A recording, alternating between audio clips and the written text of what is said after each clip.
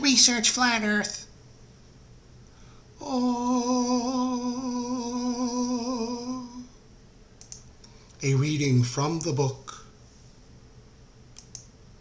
And as it came to pass, as they sojourned in the freezing north lands of Lapland, from page 21, we read, From thence they proceeded to Tornio, at the mouth of the Tornio River, at the northern extremity of the Gulf of Bothnia, arriving here in July 1736.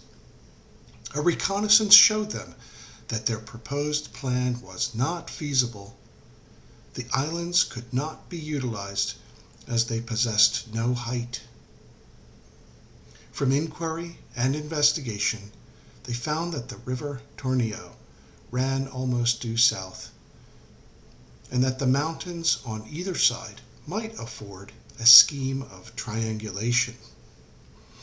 Either this plan of triangulation must be adopted, or they must go south to some favorable point in Sweden. It was decided to attempt it, and they made a beginning, not knowing whether it would be possible to establish a good system or to measure a baseline that would connect satisfactorily. The difficulties they encountered were enough to stop the work of any but those filled with an enthusiastic spirit of scientific investigation.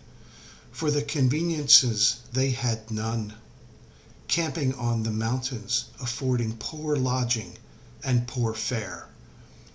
The mountains were steep, wooded, and difficult to ascend, while the rivers and streams traversed were filled with rocks and rapids.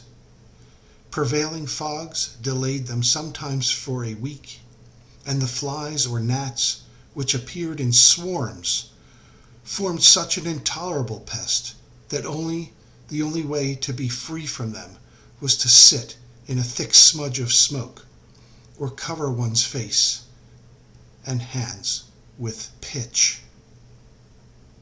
A reading from the book. Pass the plate and send your money. And here is my sermon.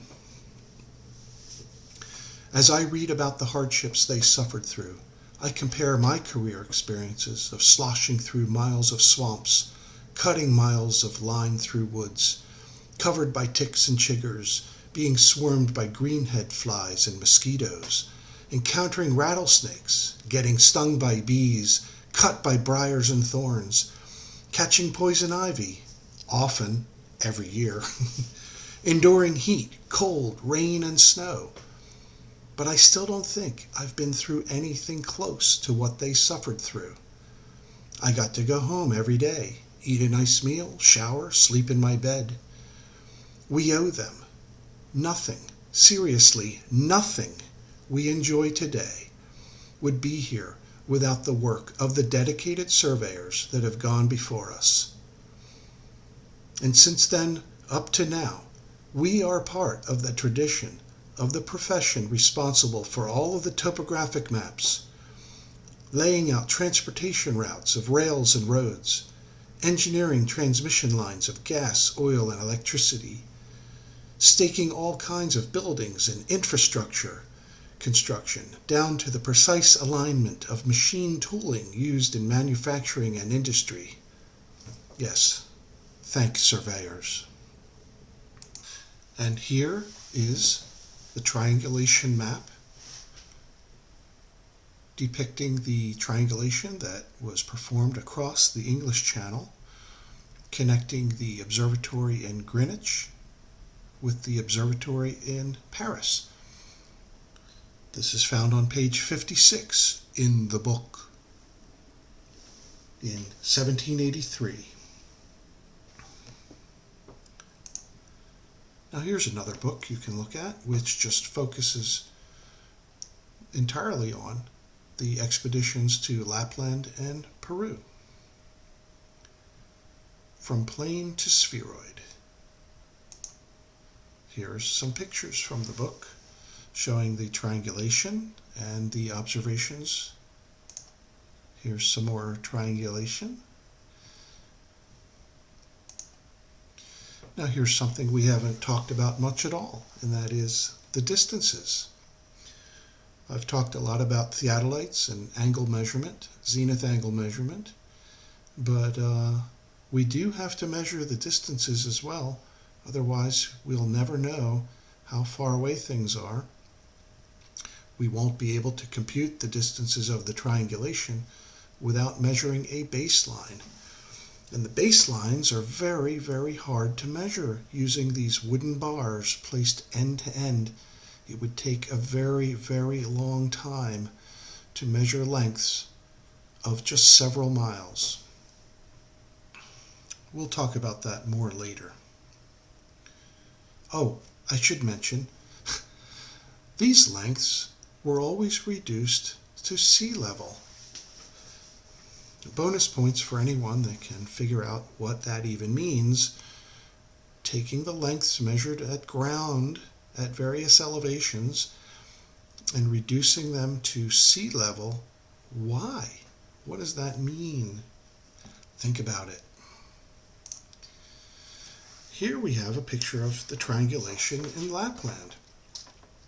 That triangulation was performed by, and I'm going to get this name wrong. I don't speak French. It begins with an M, and I just lost the page. Oh, come on now.